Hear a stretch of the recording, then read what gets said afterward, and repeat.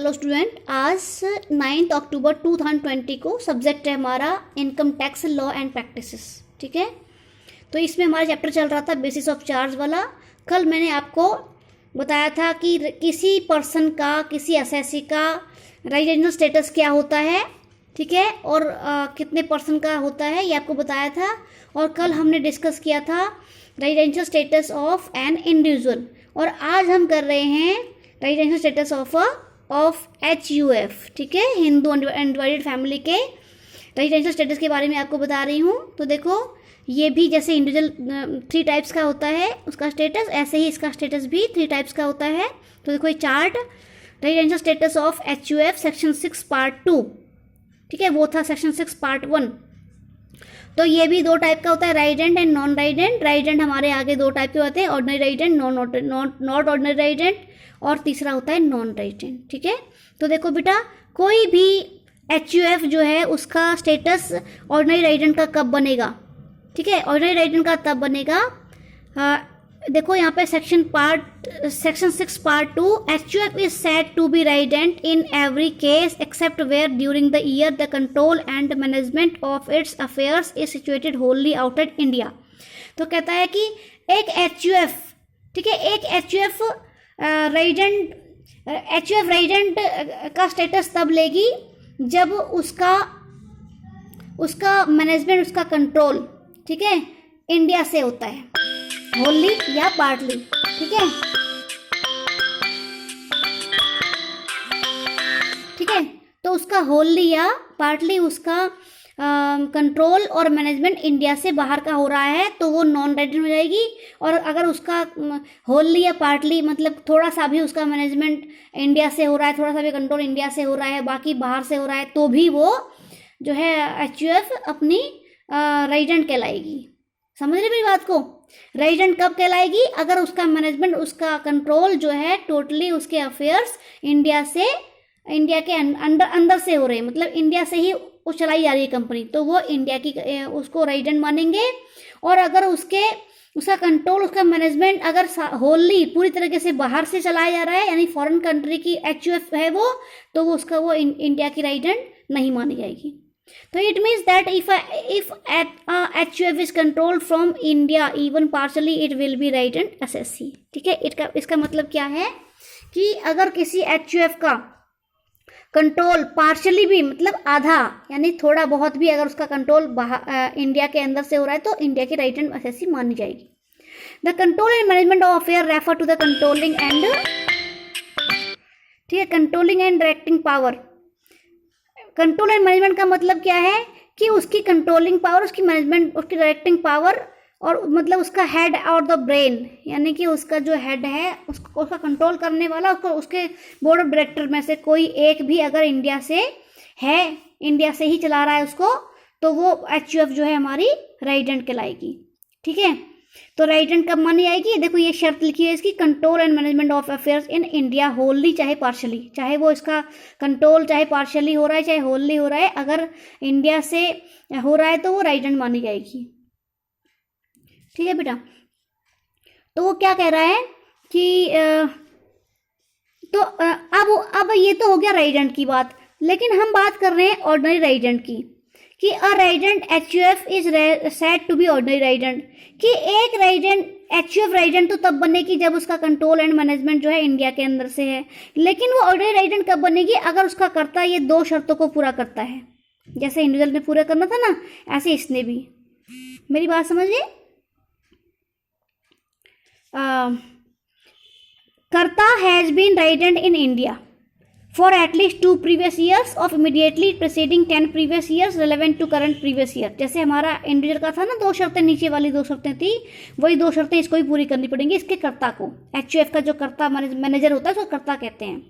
ठीक है, तो अगर HUF का जो कर्ता है वो इस रेलेवेंट करंट प्रीवियस ईयर को छोड़कर उससे पहले वाले 10 प्रीवियस ईयर्स में से 2 प्रीवियस ईयर, कम से कम 2 प्रीवियस ईयर्स में वो इंडिया का रेजिडेंट रहा हो, तो और उसके साथ साथ karta has been in India for 730 days और मोर देन 7 प्रीवियस ईयर्स, ठीक है, during the preceding 11 previous years, तो एक शर्त तो वो ये पूरी करेगा ही, फर्स्ट वाली। दूसरी शर्त पे वो कह रहा है कि अगर कर्ता इंडिया में 730 डेज या उससे ज़्यादा रहा हो, लेकिन ड्यूरिंग सेवन प्रीवियस ईयर में, यानी पिछले 7 प्रीवियस सालों में वो उसने कुल मिला के इंडिया में 730 डेज कंप्लीट किए हों, तो ये दोनों शर्तें पूरा करने पर वो जो इंडिया का ऑर्डिनरी रेजिडेंट बन जाएगा। तो देखो ये थी रेजिडेंट बनने की शर्त, ये है ऑर्डिनरी रेजिडेंट बनने की शर्त कि ऑर्डिनरी रेजिडेंट बनने के लिए एक तो उसका कंट्रोल एंड मैनेजमेंट होना ज़रूरी है इंडिया से, दूसरा ये दोनों के दोनों एडिशनल जो कंडीशन है वो पूरी करे, दोनों शर्तें पूरी करे, ठीक है।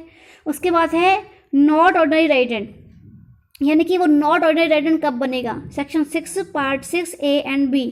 तो कहता है कोई भी SGF सिर्फ तभी नॉन रेजिडेंट मानी जाएगी अगर, ठीक है, it is only HGF besides, ये है नॉट ऑर्डिनरी रेजिडेंट, ठीक है, अगर वो नीचे वाली 2 शर्तों में से किसी एक शर्त को भी पूरा नहीं करती है। तो देखो क्या कह रहा है, it is only HGF beside the individual.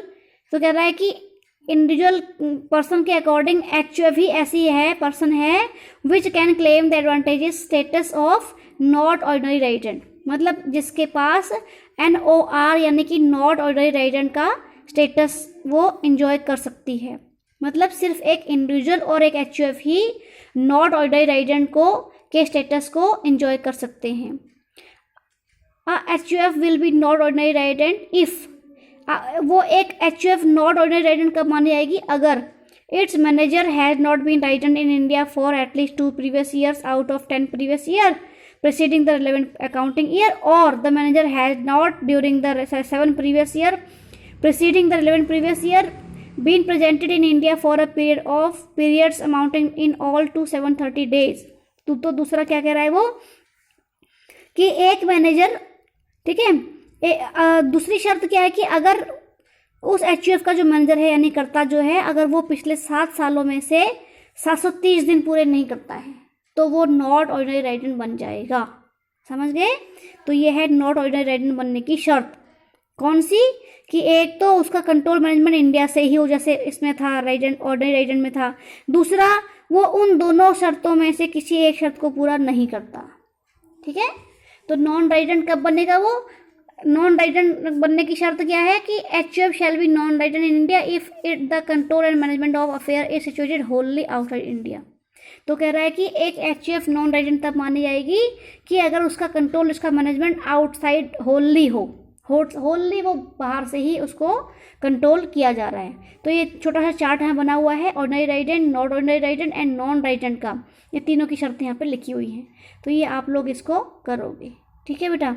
अब अगला आता है ऑल अदर पर्सन, जो हमारे बाकी पर्सन हैं, जैसे AOP, partnership firm, BOI, company और एवरी अदर पर्सन। उनके लिए सिर्फ 2 ही स्टेटस होते हैं, रेजिडेंट का, नॉन रेजिडेंट का। यानी कि उनके लिए नॉट ऑर्डिनरी रेजिडेंट का कोई स्टेटस नहीं होता है, या तो वो रेजिडेंट माने जाएंगे या वो नॉन रेजिडेंट। तो देखो इन तीनों के लिए, फर्म, AOP और BOI, ये तीनों के लिए, कंपनी के लिए नहीं। ठीक है, तो AOP और फर्म और BOI रेजिडेंट कब बनेंगे? अगर इनका कंट्रोल और इनका मैनेजमेंट होली या पार्शली इंडिया से ही चलाया जा रहा है। समझ गए? दूसरा है नॉट ऑर्डिनरी रेजिडेंट, और अगर उनका, अगर इस पार्टनरशिप फर्म का, इस AOP का, BOI का, अगर, ठीक है, इसका कंट्रोल और मैनेजमेंट इंडिया से बिल्कुल ही बाहर है। समझ रहे हो ना? इंडिया से पूरी तरह से बाहर से इसका कंट्रोल हो रहा है, तो ये नॉन रेजिडेंट मानी जाएगी, और नॉट ऑर्डिनरी रेजिडेंट का स्टेटस इनके लिए होता ही नहीं है। ठीक है, अब आ जाओ कंपनी पे।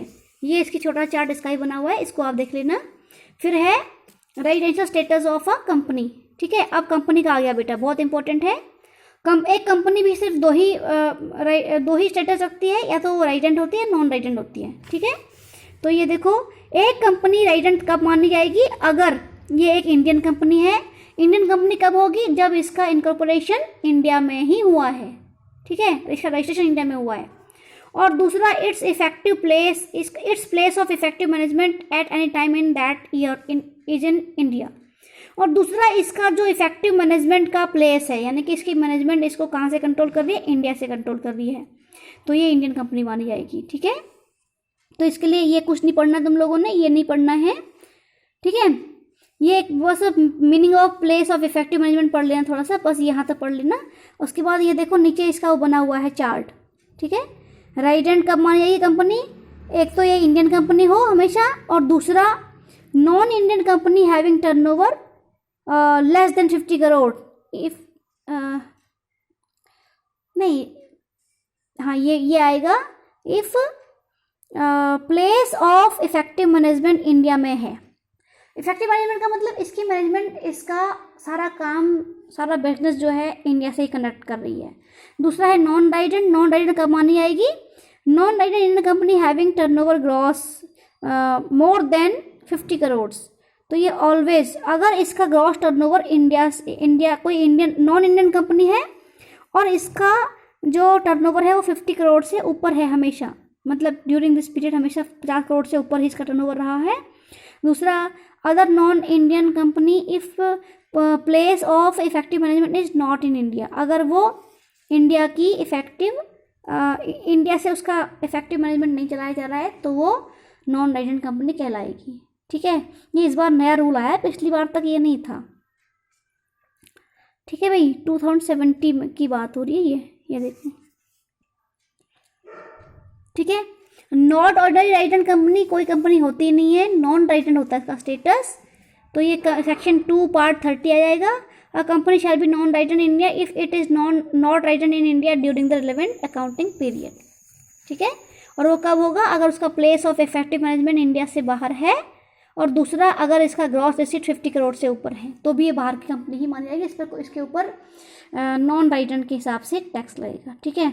तो बेटा ये एक रेजिडेंशियल स्टेटस इन नटसेल है, इसको भी देख लेना एक बार। इंडिविजुअल का, एचयूएफ, फर्म, एओपी, बीओआई का, कंपनी का, इतना ही है ये, ठीक है। तो तुम पढ़ोगे और कल मैं आपको कराऊंगी इंसिडेंस ऑफ टैक्स यानी स्कोप ऑफ टोटल टैक्स, ठीक है। आज के लिए थोड़ा सा सब्जेक्ट थोड़ा टफ है, इसलिए आप इसको पूरा करोगे। इसके नोट्स बनाने हैं आप लोगों ने, ठीक है। बाकी कल की वीडियो में।